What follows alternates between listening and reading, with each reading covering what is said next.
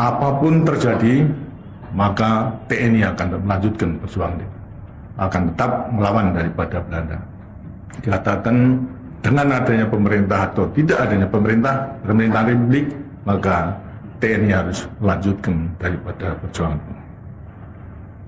Setelah Bung Karno dan Bung Hatta atas nama rakyat memproklamirkan kemerdekaan, maka rakyat Indonesia bertekad untuk mempertahankan, sehingga berpedoman merdeka atau mati akan mempertahankan daripada proklamasi itu. Karena itulah kita bertekad pula berjuang dengan segala kemampuan yang ada pada kita, yang pada dasarnya kita bagi menjadi dua, ya berjuang dengan kekuatan senjata yang kita miliki menghadapi Belanda yang senjatanya lebih kuat, dan yang kedua dengan juga perjuangan diplomatik, politik diplomasi kita untuk memperoleh simpati yang sebesar-besarnya daripada negara-negara yang mendukung perjuangan daripada kita itu. Kita mengenal daripada perundingan antara Belanda dengan Indonesia mengenai menghasilkan persetujuan Linggarjati. Dan ternyata persetujuan Linggarjati tersebut menempatkan Belanda di dalam kekuatan-kekuatan di kota-kota, tapi akhirnya Belanda kemudian mengingkari daripada persetujuan Linggarjati dan melakukan aksi polisionilnya yang pertama, memperluas daripada wilayahnya yang diduduki, yang memang maksudnya adalah memang untuk menguasai kembali daripada seluruh wilayah Indonesia yang dulu dijajah oleh Belanda itu. Dengan adanya aksi polisionil yang pertama, kemudian kita mengenal adanya perundingan Renville di atas kapal Renville. Kemudian ini menghasilkan apa? Menghasilkan satu demarkasi yang mempersempit daripada wilayah kita, bahkan daripada kekuatan-kekuatan kita yang dulu mengadakan perlawanan di belakang garis demarkasi dituntut oleh Belanda untuk mengadakan hijrah itu ke daerah Republik Indonesia. Akibatnya daripada kesatuan Siliwangi dan Brawijaya, terutama Siliwangi, hijrah keseluruhnya ke daerah yang masih dikuasai Republik Indonesia, yang kesemuanya berpusat baik di Jogja maupun juga di Surakarta. Lah, daripada perjuangan politik diplomasi dan juga perjuangan mangkat senjata inilah ternyata menimbulkan pro dan kontra daripada satu dengan lain. Ada yang setuju, ada yang tidak setuju daripada pertentangan politik, sehingga akhirnya terjadi apa? Kesempatan tersebut digunakan oleh kekuatan politik, ialah PKI mengadakan pemberontakan di Madiun dalam suasana keadaan kita menghadapi daripada Belanda. Tapi syukur alhamdulillah bahwasanya pemberontakan itu bisa diatasi walaupun belum tuntas, kan masalahnya kemudian tersusul oleh aksi Belanda yang kedua.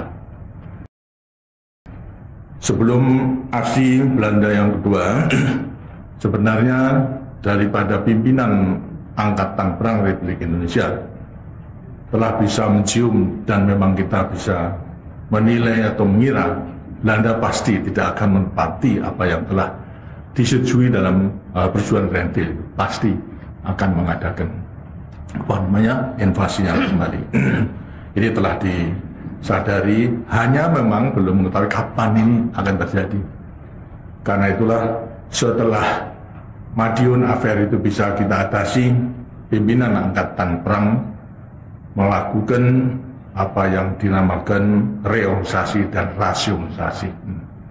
Kesatuan-kesatuan resimen dan divisi yang banyak kemudian lantas diadakan penyempurnaan menjadi brigade tempur yang didukung oleh sub-teritorial yang mendukung kepada brigade-brigade tersebut. Termasuk pula daripada Siliwangi pun juga disusun menjadi brigade tersebut. Ini adalah dilaksanakan pada bulan Oktober di mana semua komandan resimen dikumpulkan di Magelang oleh Panglima Besar Pak Dirman dengan stafnya yang menegaskan pelaksanaan daripada reorganisasi dan rasionalisasi tersebut menghasilkan pembentukan brigade-brigade. Setelah ini tersusun, kemudian bulan November tahun 1948 semua komandan brigade dikumpulkan kembali di Magelang. Gitu. Disitulah menentukan daripada suatu siasat atas dasar perkiraan Belanda pasti akan menyerang. Hanya tahu kapan akan menyerang daripada Belanda tersebut. Karena itulah telah ditentukan suatu sikap daripada Tentara Nasional Indonesia pada waktu itu adalah apapun terjadi, maka TNI akan melanjutkan perjuangan, akan tetap melawan daripada Belanda. Dikatakan dengan adanya pemerintah atau tidak adanya pemerintahan Republik, maka TNI harus melanjutkan daripada perjuangan.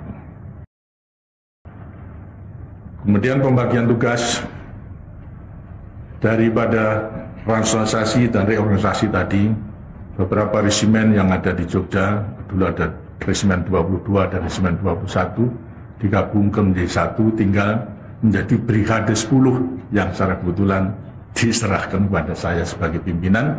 Dan brigade 10 ini adalah memimpin 4 batalion, Batalion Sarjono, Batalion Sujono saja, kemudian lantas batalion daripada resimen Kamdani oleh salah, dan juga batalion daripada resimen Pekalongan saudara Wadiono itu, yang batalion tersebut dipimpin oleh saudara Darmo, dan kemudian batalion daripada Purworejo kalau tidak salah entah pada waktu itu si Suhartoyo atau Panuju, tapi 4 batalion itu menjadi kekuatan daripada brigade 10.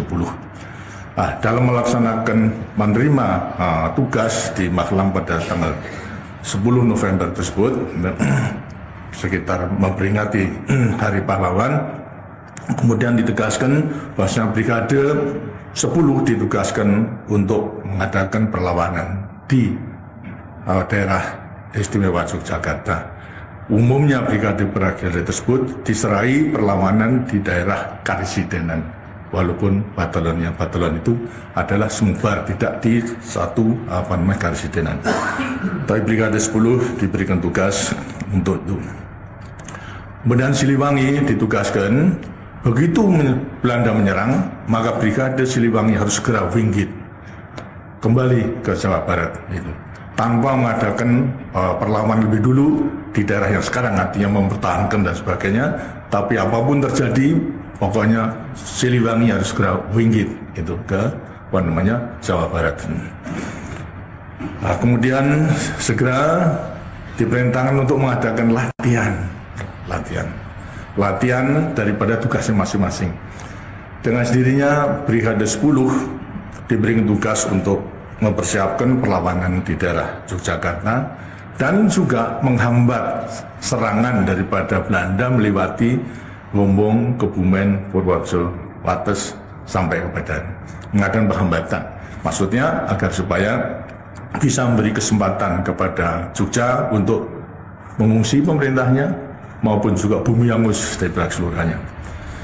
Sehingga minggu kedua daripada bulan Desember 48 kita mengadakan rencana latihan sebagaimana yang ditugaskan tadi. Karena penghambatan sehingga batalion yang ada di Jogja kita geser itu ke barat, sehingga Batalion Sarjono pada waktu itu saya tugaskan untuk menghambatan mulai daripada Purworejo sampai terus ke Jogja. Inilah situasi sebelumnya Belanda menyerang. Terus praktis sebetulnya di Jogja pada waktu itu tidak ada kesatuan daripada brigade 10 karena sudah digeser dalam rangka latihan tersebut. Adanya hanya kompi pengawal daripada brigade dengan batalion Sujono yang merupakan batalion berat, sangat loh pada waktu itu membantu daripada batalion-batalion itu.